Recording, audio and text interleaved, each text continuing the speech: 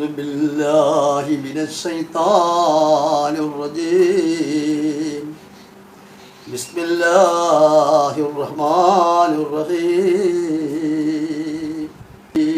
السلام عليكم ورحمة الله تعالى وبركاته. ഞാൻ ഈ വീഡിയോയിൽ പറയാൻ ഉദ്ദേശിക്കുന്ന ഒരു ദിക്ർ എന്ന് പറയുന്നത് ഒരു പ്രധാനപ്പെട്ട ഒരു ദിക്റാണ്. അള്ളാഹുവിന് ഏറ്റവും ഇഷ്ടപ്പെട്ട ദിക്റുകളുടെ കൂട്ടത്തിൽ ഏറ്റവും ഉന്നതമായ ഒരു ദിക്റാണ് ഇപ്പോൾ ഞാനിവിടെ പറയാൻ പോകുന്നത്.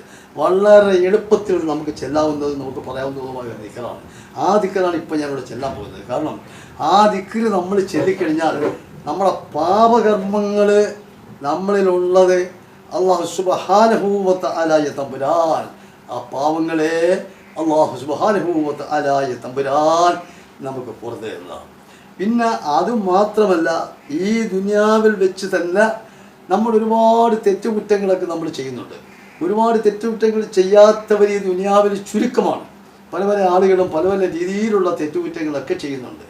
ആ തെറ്റുകുറ്റങ്ങൾ ചെയ്യുന്ന വിഭാഗക്കാരെയും തെറ്റുകുറ്റങ്ങൾ ചെയ്യാത്ത വിഭാഗക്കാരെയും, അതായത് സന്മാർഗങ്ങൾ ചെയ്യുന്നവനെയും സന്മാർഗങ്ങൾ ചെയ്യാത്തവനെയും ഏത് സ്വഭാവത്തിലുള്ള ആളായാലും ശരി, പക്ഷേ അല്ലാഹു സുബ്ഹാനഹു വ തആല തമ്പുരാൻ ഇവരെല്ലാത്തിനെയും ഒരുപോലെയാണ് ഈ ദുനിയാവിൽ കാണുന്നത്.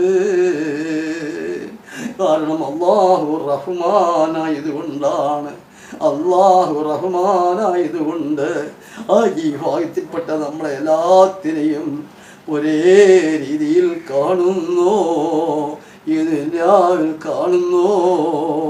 അപ്പോഴാണല്ലോ ചില ആൾക്കാർ ചോദിക്കുന്നത്, ഞങ്ങൾ എന്തെല്ലാം കാര്യങ്ങൾ ഞങ്ങളങ്ങ് ചെയ്യുന്നു, ഞങ്ങൾ ഏതെല്ലാം കാര്യങ്ങൾ ചെയ്യുന്നു, ഞങ്ങൾക്ക് എന്താണ് കുഴപ്പം? ഞങ്ങൾക്കൊരു കുഴപ്പങ്ങളുമില്ലല്ലോ, ഞങ്ങളുടെ ജീവിതങ്ങൾ സമ്പൂർണ്ണമായിട്ട് ഇങ്ങനെ പോയിക്കൊണ്ടിരിക്കുകയല്ലേ, ഞങ്ങൾക്കൊരു വിഷമമില്ലല്ലോ. നിങ്ങൾ എന്തൊക്കെ നിങ്ങൾ ചെയ്യുന്നു? നിങ്ങൾ ഭയങ്കരമായിട്ട് നമസ്കരിക്കുന്നില്ലേ, നിങ്ങൾ നോയമ്പ് കുടിക്കുന്നില്ലേ, നിങ്ങൾ സക്കാത്ത് കൊടുക്കുന്നില്ലേ, നിങ്ങൾ ഒരുപാട് സൽക്കർമ്മങ്ങളൊക്കെ ചെയ്യുന്നില്ലേ, എന്നിട്ട് നിങ്ങൾക്ക് ദുരിതവും കഷ്ടപ്പാടുകളും ഒക്കെ വന്നുകൊണ്ടിരിക്കുന്നത് എന്താണ് എന്നൊരു ഭാഗം ആൾക്കാർ ചോദിച്ചുകൊണ്ട് വിമർശിക്കുന്നില്ലേ? അവരോട് നിന്നതാ മറുപടി പറയുന്നു. അല്ലാഹു സുബ്ഹാനഹു വ തആല തമ്പുരാൻ പറയുന്നു, ദുനിയാവിൽ വെച്ച് വഴിപ്പെട്ടവനെയും വഴിപ്പെടാത്തവനെയും സൽക്കർമ്മങ്ങൾ ചെയ്യുന്നവനെയും സൽക്കർമ്മങ്ങൾ ചെയ്യാത്തവനെയും ഏത് വിഭാഗത്തിൽപ്പെട്ട ആളുണ്ടെങ്കിലും അല്ലാഹു സുബ്ഹാനഹു വ തആല റഹ്മാൻ ആയതുകൊണ്ട് അല്ലാഹു കാണുന്നത് ഒരുപോലെയാണ്. ആ ഒരുപോലെ ആയതിൻ്റെ പേരിലാണ് ഈ കൂട്ടം ആളുകൾക്കൊരു കുഴപ്പവും ദുനിയാവിലില്ല. അവരിങ്ങനെ ജീവിച്ചു പോകുന്നു. അല്ലാഹ് അല്ലാഹ് അല്ലാഹ് അല്ലാഹ് എന്ന് വിളിച്ചുകൊണ്ട് അല്ലാഹുവിനങ്ങ് നിസ്കരിക്കുന്നു, അല്ലാഹുവിനങ്ങ് വിളിക്കുന്നു, അല്ലാഹുവിനങ്ങ് ദിക്ർ ചെല്ലുന്നു, എപ്പോഴും അല്ലാഹ് അല്ലാഹ് എന്ന് പറയുന്നു. ഇങ്ങനെ നടക്കുന്ന ഒരു ഭാഗം ആൾക്കാർക്കുണ്ടല്ലോ. ബുദ്ധിമുട്ടും പ്രയാസങ്ങളും ഒക്കെ ഇങ്ങനെ അല്ലാഹ് കൊടുത്തുകൊണ്ടിരിക്കുന്നു. അത് അല്ലാഹുവിൻ്റെ പരീക്ഷണമാണ്. അവരുടെ അവസാനം എന്താണെന്ന് അറിയുമോ? അല്ലാഹു സുബ്ഹാനഹു വ തആല ഒരു ഘട്ടം അങ്ങനെ കഴിയുമ്പോൾ അവർക്ക് അല്ലാഹു കൊടുക്കുന്ന ഗുണങ്ങൾക്ക് കണക്കും എതിരുമില്ല. അതുമാത്രമല്ല, ഈ ലോകത്ത് വെച്ച് തന്നെ അതിൻ്റെതായ തക്ക സമയങ്ങളിൽ അവർക്ക് മനസ്സാന്നിധ്യം, മനസ്സിന് സുഖം, മനസ്സിന് സന്തോഷവും ഐശ്വര്യവുമെല്ലാം ഇത്തരം ആൾക്കാർക്ക് അല്ലാഹു അങ്ങ് ഇട്ടുകൊടുക്കും. മറു സൈഡിൽ പറഞ്ഞ ആൾക്കാർക്കുണ്ടല്ലോ, ഒരു ചെറിയ പ്രശ്നമുണ്ടായി കഴിഞ്ഞാൽ, ഒരു ചെറിയ കാര്യം ഉണ്ടായി കഴിഞ്ഞാൽ അവർക്കതിന് സമാധാനമില്ല. അങ്ങനെ സമാധാനമില്ലാതെ കണ്ട് ഓടി നടക്കുന്ന ഒരു ഭാഗം ആൾക്കാരുണ്ട്. ഞാനിപ്പോൾ എന്ത് വേണം, ഞാൻ എന്താണ് ചെയ്യേണ്ടത് എന്ന് ചോദിച്ചുകൊണ്ട് പല അതിവേഗങ്ങളിലും ചാടുന്നവരില്ലേ? നമ്മളത് കാണുന്നില്ലേ? അല്ലാഹുവിനെ അറിയുന്നവരെ സംബന്ധിച്ച് അല്ലാഹു സുബ്ഹാനഹു വ തആല അവരെയും അല്ലാഹു സുബ്ഹാനഹു വ തആല അറിയുന്നതാണ്. അല്ലാഹു സുബ്ഹാനഹു വ തആല റഹ്മാനായതുകൊണ്ടാണ് ഈ ലോകത്ത് വെച്ച് മറ്റു രീതിയിലുള്ള വലിയ ഉപദ്രവങ്ങളൊന്നും ചെയ്യാതെ ഉണ്ട് എല്ലാവരെയും ഒരുപോലെ ഇങ്ങനെ കാണുന്നത്. മാത്രമല്ല, നമ്മളിപ്പോൾ ഇവിടെ പറയാനുള്ളത്, പാവങ്ങൾ എന്തെങ്കിലും നമ്മൾ ചെയ്തിട്ടുണ്ടോ എങ്കിൽ ആ പാവത്തിന് റബ്ബിനോട് നമ്മൾ 2-3 പാവങ്ങൾ ഒഴിച്ച് ബാക്കി എല്ലാ പാവങ്ങളും അല്ലാഹു സുബ്ഹാനഹു വ തആല ഗഫൂർ റഹീമാണ്, നമുക്കങ്ങ് പുറത്തു തരുന്നതാണ്. അല്ലാഹു തആല അർഹമർ റഹീമാണ്, നമുക്ക് പാപങ്ങൾ ഇനി പുറത്തു തരുന്നതാണ്. മാത്രമല്ല നമ്മുടെ കുടുംബജീവിതത്തിന് ഐശ്വര്യവും ബർക്കത്തും അതോടൊപ്പം സന്തോഷവും മറ്റെല്ലാ ഗുണങ്ങളും അല്ലാഹു സുബ്ഹാനഹു വ തആല തമ്പുരാൻ നമുക്ക് തരുന്നതാണ്. ഒരു ശത്രുക്കളിൽ നിന്ന് പോലും ഒരു ഉപദ്രവം നമുക്ക് ഉണ്ടാവുകയില്ല.